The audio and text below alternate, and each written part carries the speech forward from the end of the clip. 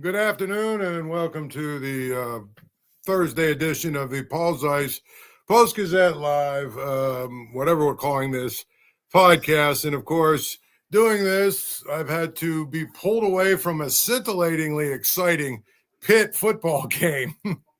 Okay, maybe it's not that exciting, but I did have to come away from move away. And then when I did, I got there just as Pitt was actually scoring a touchdown and taking a 10-point lead. So if you're interested in the what is it called, the Game Above Sports Bowl, there's 12 minutes left, and Pitt is actually, right now they're trying to finish it off so they can get a nice win and finish 8-5. Of course, nobody wants to talk about Pitt. Nobody cares about the Pitt football bowl game that they're playing. It is all about the Steelers today, and as it should be. But of course, first, the game is always on at Archie's. Get down to Archie's on Carson Street, the 80-cent wings, home of 80-cent wings, home of all of the games being on every Sunday, home of the Paul Zeise grilled cheese sandwich. So get down to Archie's on Carson Street, the best bar in the South Side. And when you get there, tell Archie that Paul Zeise sent you. And here we go, big third down pivotal moment in this Toledo game, and of course they forced a punt, and so Pitt will get the juggernaut Pitt offense will get the ball back. Now let's talk about the Steelers, because that's really why people are here, and that's what we really want to focus on today. Yesterday was obviously not a good day at the office for Pitt, for the Steelers. I will say this: I'm not one that generally is always, let's go after the coach or the quarterback. I thought the coach did not have a very good day. It didn't look to me like they were very prepared. Looked to me like Andy Reid coached circles around Mike Tomlin yesterday. Looked to me like the Chiefs actually, even though they probably in some ways had less to play for than the Steelers, it looked to me like the Chiefs were a lot more hungry. But more importantly, there were some really interesting game management type decisions that I thought that the Steelers completely fumbled on. And that goes to coaching. I don't care what anybody says. Even little things. And again, they weren't going to come back and win the game. They weren't. Okay. It was pretty much over. But they're down 29-10, which in my book is 29-10, which is 19 points. Okay. If you're down 19 points, the easiest way to get there with 3 possessions is 8-8-3. In other words, you need a field goal. So I didn't understand when they got down there and they were well within Chris Boswell's range. It would have been like a 53-yard field goal or whatever it would have been. 53, 54-yarder, that's well within his range. You've only got 10 minutes left, which means you only have so many possessions left. You have to kick the field goal there, and they didn't. That was the last of, a number of really kind of puzzling things that they did. I just feel like it was one of those things that as you watch the game unfold, it felt to me like the Steelers did not do a good job of getting ready for it. I know there's a lot of people that are, on Russell Wilson for what happened yesterday. Make no mistake about it. He didn't play well at all. He did not play well at all. I didn't think he had a great game, but by the same token, I think part of his problem was he didn't have any time to throw the ball. He didn't have time to move around in the pocket. I mean, he probably had his most yards rushing. I'd have to look at it that he had this entire year. And I think part of that is really, if you think about it, he was basically running for his life on a lot of those plays. They weren't designed runs. It wasn't like it was when Justin Fields was playing where they had designed quarterback runs. It wasn't that at all. They basically were in a situation where, Broderick Jones was terrible yesterday. Dan Moore was bad yesterday. Even the Ciamalo, I thought he was bad yesterday as well, and he's supposed to be your best lineman. I mean, to be honest, I thought the offensive line as a whole was bad.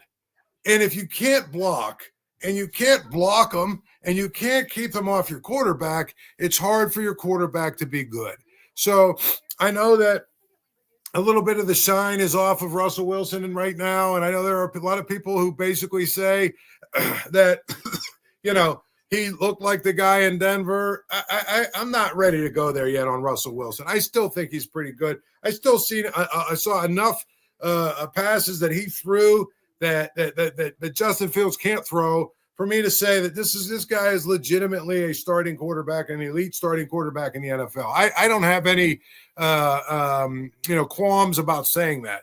He's got to play better than he did yesterday. There's no question about it. He's got to be better than he was yesterday. There's no question about it. and whereas a few weeks ago, maybe he was looking at getting a $60 million deal or something like that, $80, $90 million deal for 2 years.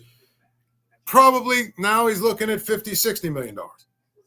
So I think really when you put all of that together and you take all that and you put it together, at the end of the day, he's still going to be a guy they're going to have to really, really consider to sign for the next couple of years, because I don't know that they have any other answers at quarterback, and I don't think Justin Fields is your guy. I just don't. So if you sign Russell Wilson for the next 2 years, you got to be better at protecting him and keeping the other team's pass rushes off of him. Notoriously, historically, he takes a lot of sacks. And we saw that yesterday. But again, there were a couple of those sacks where guys weren't even touched. There was one play. It was funny. There was one play where he actually got the pass off. But the color commentator was basically kind of saying, well, that's the kind of play you'd like to see him step up into the pocket more. The problem is Ciamalo got blown off the ball and pushed all the way back. There was nowhere to step up in the pocket. So that, to me, from yesterday's game, if I had to go through and just say, okay, what happened yesterday? First stop is the offensive line was not very good, period. And when the offensive line is not very good, it's hard to win. Second stop, to me, is same thing we've been talking about all year long. Calvin Austin made a nice catch or whatever, but at the end of the day, beyond George Pickens, this team is not scaring anybody. These receivers don't get open enough. They don't blow anybody off the ball. They don't run into open space because they're not capable of. They're okay, complimentary, 3, 4, and all that other stuff. It's the reality. And to me, that's been something we've said all year long. They didn't do a very good job of filling their receiving core, and it's showing. Again, Calvin Austin had a nice catch, I guess, on the sideline there. It was 3rd and 14 or whatever, but for the most part, these guys are pedestrian. They're just sort of guys. And I think that that's an important thing. The other part of it is on the offense that drives me nuts. Yesterday was clearly Jaylen Warren was running wild and running downhill and running with violence in his mind. And they kept tinkering around and putting guys like Cordell Patterson and Najee Harris and giving them carries. And it didn't make a lot of sense. The offense worked a lot better when it was Jaylen Warren at running back. It just did. And so I think that's really, to me, what's frustrating is I don't know that they put their best foot forward in the running game on a day when it was pretty clear that their best option was Jaylen Warren. And I think that's, to me, you know what? It's too late in the season these days now to worry about trying to get everybody their touches and worry about who's going to be able to, get in the game and who's not in the game and all that other stuff. I think that's the thing that you've got to worry about. Finding a way to win, period.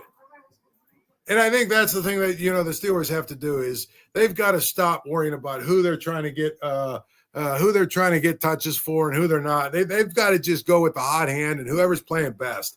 So, it is what it is. But that, to me, on offense, the offensive line was bad, but the receivers are sort of pedestrian. And what has happened over these last 3 games? They've been a little bit exposed by the teams who are actually the better teams in the AFC and the NFC, actually, because they played the Eagles. But my point is there's probably about 5 teams that are better than the Steelers, head and shoulders. And then the Steelers are in that next group with, the Broncos and the Chargers and, the Texans and, those kind of teams, even Green Bay, some of those teams, that maybe are just sort of a cut below the top teams. But to me, it looks like the Lions, the Vikings, the Eagles in the NFC, the Ravens, the Chiefs, and the Bills in the NFC, in the AFC. And those look like the 6 best teams, and they look like they're cut above everybody else. But the Steelers have to figure out now how to get back on track. Their next game is against the Bengals. They play the Bengals. And the bottom line is you got to beat the Bengals, and you got to beat them at home. And, you know, finish 11-5. Make sure that you're that 5 seed so that you get to go to play at Houston as opposed to something else. And that's what they need to do. And I think that they can do that. But, again, they've got to get back on track. Now, defensively, I got to be honest with you. It's turning into a little bit of a disaster with the secondary. They just don't know. They just don't seem to have enough depth in their secondary. I mean, Joey Porter Jr. is out, and all of a sudden Joey Porter Jr. is out, and they lose their ability to do just about anything they need to do on defense. And that's what I would say. It's just one of those situations where the secondary beyond Joey Porter Jr. is just kind of pedestrian. And Dante Jackson is a nice, probably number 3 corner. Right now, he's your number 2 corner. My point is, I look at this team, and there's a couple of areas that I think that their depth is going to, really be challenged and has been challenged. And secondary is one of them. The other thing is the linebacking group. The inside linebackers, I think, are pretty good. There we go. This looks like a fat guy pick 6 going on or something here in the Toledo game. Listen, I don't even know what's going on. I just every so often kind of turn this way and look at it, and it looked to me like there's a defensive lineman running down the field with the ball. Anyway, I would say this. It's important for the Steelers right now, and I think when you listen to what they were saying after the game, it's got to alarm you a little bit. They're talking, guys pointing fingers, guys talking about, other players, not doing their jobs, guys talking about not being prepared, guys talking about, this is not, what I would call a formula for a team that's getting ready to go into the playoffs and make a deep run. Now, the good news is they've got about 7, 8, 9, 10 days, whatever it is, to get ready for the Bengals. And if they can beat the Bengals, then all of a sudden they're 11-5. They're going to play at Houston. And I'll be honest with you, did you watch the Texans yesterday? Did you watch any of that game? Because to me, it looks to me like the Steelers would walk all over the Texans. That looks to me like the worst team in the playoffs. And they don't seem to be getting any better. And I feel like, it's such an important thing for the Steelers to beat the Bengals because here's why. The Bengals play the Broncos this week.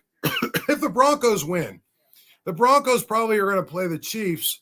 I mean, they are going to play the Chiefs, but they're probably going to not see anybody of significance from the Chiefs. So they'll see the Chiefs without Mahomes, without, Kelce, without most of their players, which means the Broncos are almost assuredly going to win their last 2 games. The Chargers play the Patriots and the Raiders. They're almost assuredly going to win their last 2 games, which means both of those teams are going to get to 11 wins.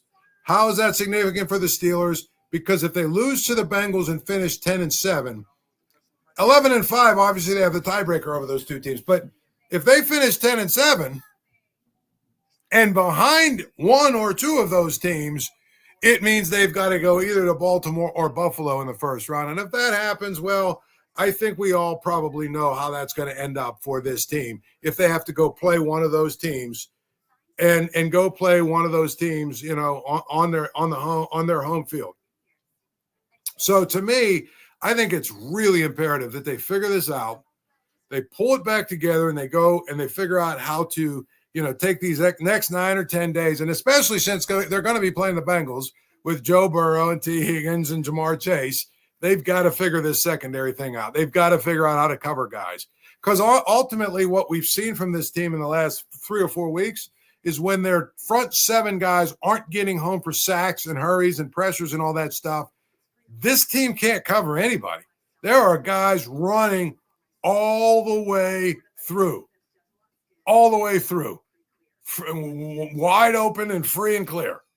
And that's not good at all. Even times when they've gotten sacks, they showed down the field. If they'd have had another half a second, they'd have been able to throw the ball and make a big play down the field. So to me, like I said, I think it's important to note that if they go to Cincinnati and they win, it probably means that they're going to win their playoff game because they're going to play the Texans in the first round.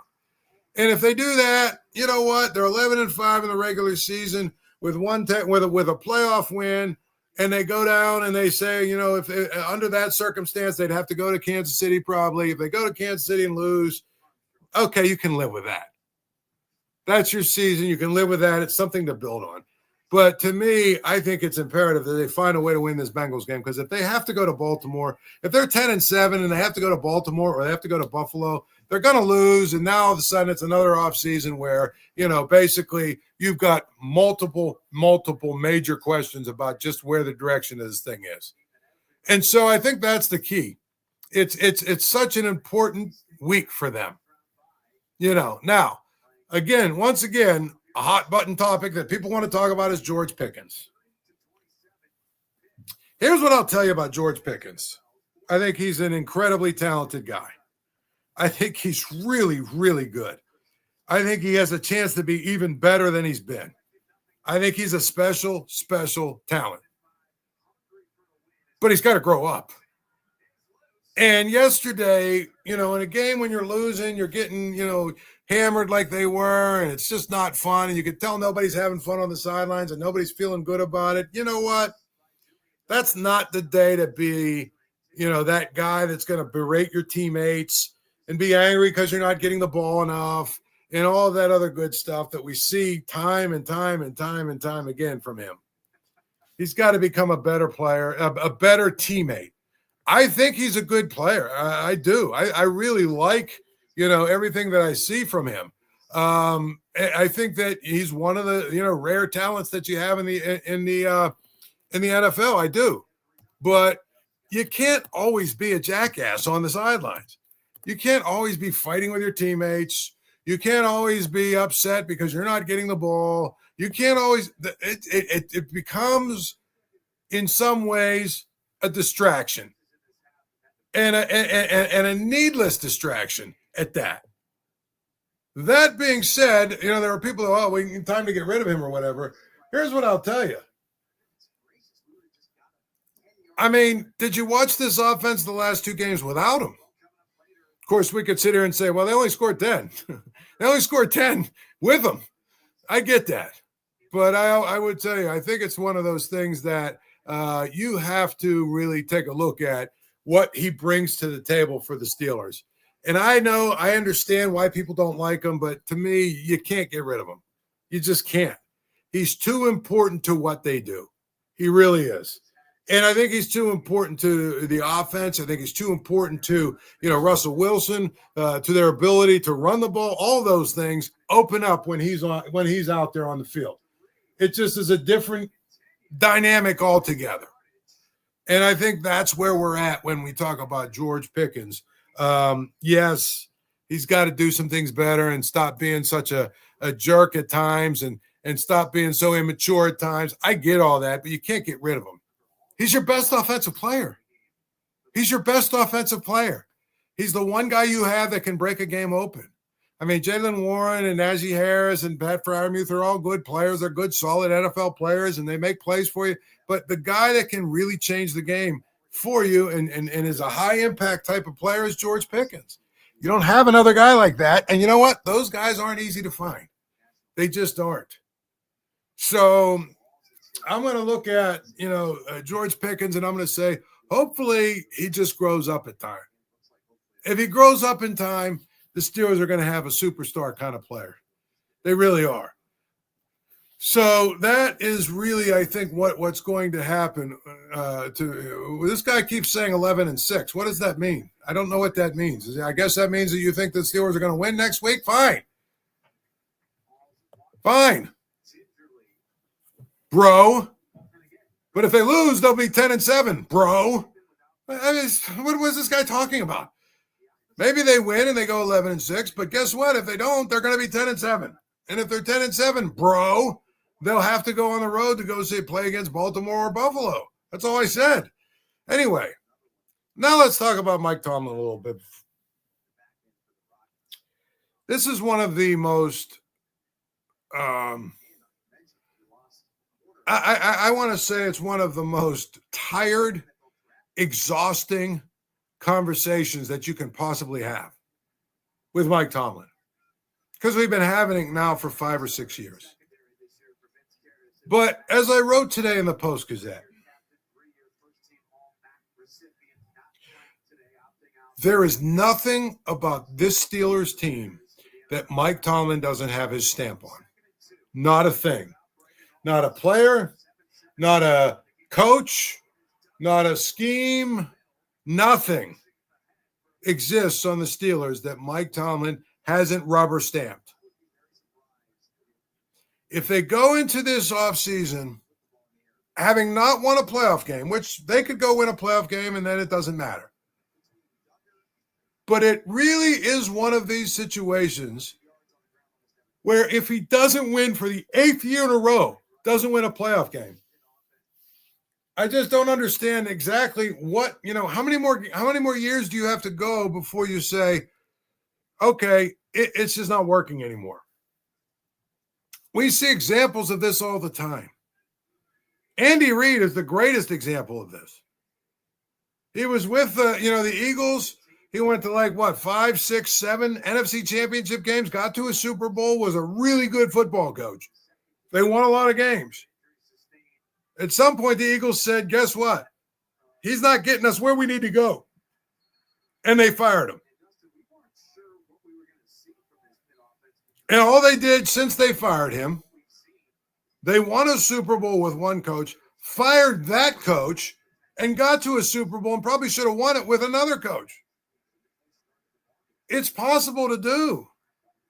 Pittsburgh is the only place I know where we sit here and talk about, where people sit here and talk about, well, if you get rid of Mike Tomlin, who are you going to get? As if there's no other coaches on the planet that could possibly take the Steelers and do something with them. All I'm telling you that is that there's got to be some accountability here for the Steelers. There's got to be some accountability where if you don't win a playoff game, then guess what? You have to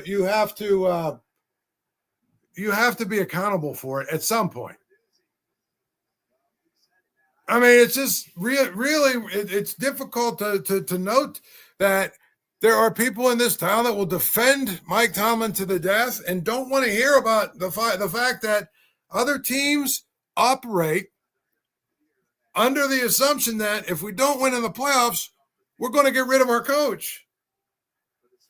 I'm not saying you got to fire Mike Tomlin, but I am saying that, you know what we saw the last 3 weeks, or the last 3 games, because it was only 2 weeks, really, it looks like a similar team that's just not going to do much of anything in the playoffs. And to me, listen, the minimum for this team has to be beat Houston. You have to beat Houston. If you don't beat Houston, right? I just think it's one of those things where I don't know what you make of this season. And the thing about it is there's a lot of people that were, going on and on and on about how this team, the Steelers team, might be Super Bowl bound. A lot of these national guys, this is the most dangerous team in the NFL. The AFC is afraid of them, all that other good stuff. But guess what? Now they're all trying to tell us that basically this team overachieved. And that's ridiculous. That's ridiculous. It's like we're supposed to ignore the fact that the Steelers have one of the highest paid defenses in the league. They're supposed to be elite on that side of the ball. And if you're supposed to be elite on one side of the ball, you're supposed to win a lot of games. Period. I just look at this whole thing and I'm like, what are we talking about here? What are we doing here? It's not hating to suggest that Mike Tomlin is a guy that needs to start winning some games in the playoffs. It's not hating. It's not racist to suggest that, he hasn't been good enough in the last 10 years, because he hasn't. It's not, unfair or whatever people want to say to point to the fact that his Super Bowl win took place 16 seasons ago and with a team that was assembled by somebody else. That's not unfair. It's not anything other than the truth. And so to me, when you look at it from that standpoint, I don't want to hear anymore about how, well, the fact they go 9-8 or 10-7 or whatever every single year, it gives them a chance. And then you'd rather have a chance every year than not. It's just not, to me, what I would tell you is realistic and or anything else. At some point, it needs to be said. I think Mike Tomlin's a really good football coach, but at the end of the day, I also think he's got to get better at what he does. By the way, the game is always on at Archie's. Get down to Archie's on Carson Street. Archie's is the home of 80-cent wings, Monday through Thursday. It's the home of the Paul Zeise grilled cheese sandwich, and it's also the home of football, wire to wire, every Sunday when the NFL is on. You can have the NFL ticket and everything else. So, again, I think the Steelers could right the ship and get to a point where, okay, now, we're talking about a team that has a chance maybe to, build on it for next year, maybe get to a point where you look at it and you say, okay, next year, now they can take the next step and maybe actually go win a playoff game.